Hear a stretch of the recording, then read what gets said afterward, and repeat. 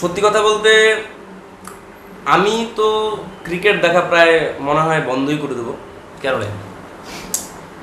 কারণ যেটা হওয়ার ছিল না সেটাই হয়েছে।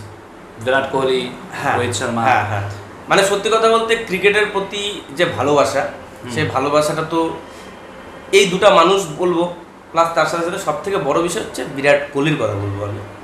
মানে রোহিত শর্মার থেকে আমার বিরাট কোহলির আমি ফ্যানটা বেশি। আচ্ছা, তো সেই দিক থেকে মানে বিরাট কোহলি যে এত তাড়াতাড়ি সন্ন্যাস নিয়ে নেবে টেস্ট ক্রিকেট থেকে, সেটা আমি গুণাক্ষরেও ভাবতে পারি। তোর কি মনে হয় যে বিরাট কোহলি নিজে থেকে রিটায়ারমেন্ট নিয়েছে নাকি?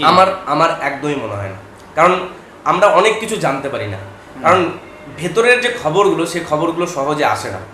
তুমি বলো না, এই জায়গায় দুটো পয়েন্ট আমি তোমাকে বলছি যে বিরাট কোহলি কিন্তু ইংল্যান্ড ট্যুরে খেলতে চাইছিল, সেটা তার কোচকে বলেছে। সে যখন রঞ্জি দেখেছিলাম, হ্যাঁ, তাহলে সে বলেছে সে খেলতে চাইছিল, সে নাকি দুটো প্র্যাকটিস ম্যাচও ওই ইন্ডিয়া এর হয়ে খেলতে চাইছে একদম। তাহলে বিরাট কোহলি হচ্ছে এমন একজন পার্সন, ক্যারেক্টার, সে যেটা বলে সেটাই কিন্তু করার চেষ্টা করে, এমনকি করে। ঠিক আছে, সেই ব্যক্তি। এবং তার সাথে কিন্তু এটাও আমি শুনেছি যে তার কোচ বলে যে 4টা থেকে 5টা নাকি সেঞ্চুরি করবে, এরকম তার টার্গেট। হ্যাঁ, টার্গেট ছিল আমি ইংল্যান্ড সফরে 3 থেকে 4টা সেঞ্চুরি করব, এই ধরনের কথা বলেছে।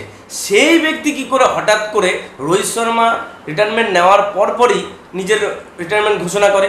তো ভেতরে তো কিছু একটা গোলযোগ পাকাচ্ছে, হতেই পারে, একদম তাই না? আমার মনে হচ্ছে অন্তর্নিহিত কোনো প্রেশার রয়েছে। না হলে দুজন পরপর ভারতের একদম টপ লেভেলের ব্যাটসম্যান, তারা কেন ইন্ডিয়া থেকে রিটায়ারমেন্ট নিয়ে আর সব থেকে বড় বিষয় এখানে, তুমি জিনিসটা কিভাবে দেখছো আমি জানি না, কিন্তু এখানে আমার যেটা মনে হচ্ছে, গৌতম গম্ভীর যে যখন কোচ হয়ে আসলো, তারপরের থেকেই ড্রেসিং রুম বা ভেতরে কিছু একটা ব্যাপার ঘটছে, কিছু একটা হচ্ছে যেটা আমরা দেখতে পাচ্ছি না ঠিকই।